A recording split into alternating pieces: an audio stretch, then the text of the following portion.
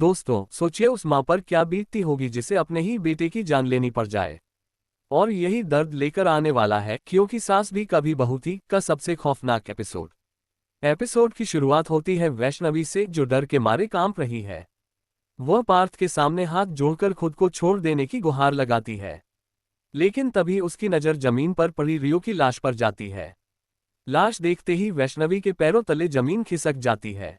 इसके बाद पार्थ जो सच बताता है उसे सुनकर आपके भी होश उड़ जाएंगे। पार्थ खुद कबूल करता है कि उसने ही रियो का खून किया है।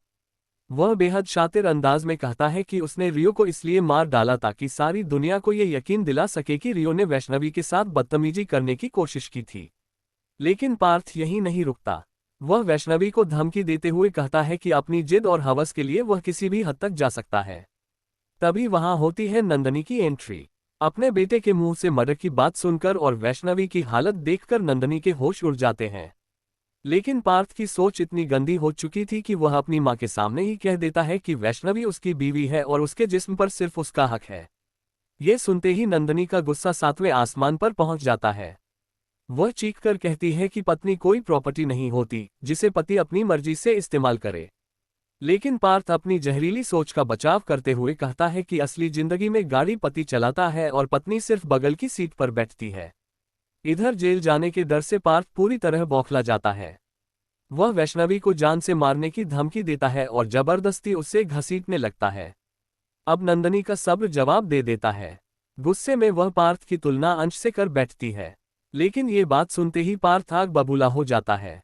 वह अपनी ही मां के चरित्र पर कीचड़ उछालते हुए कहता है कि नंदनी ने पहले अंश से शादी की, फिर उस पर झूठे आरोप लगाए और आखिर में तुलसी की मदद से उसे मरवा दिया।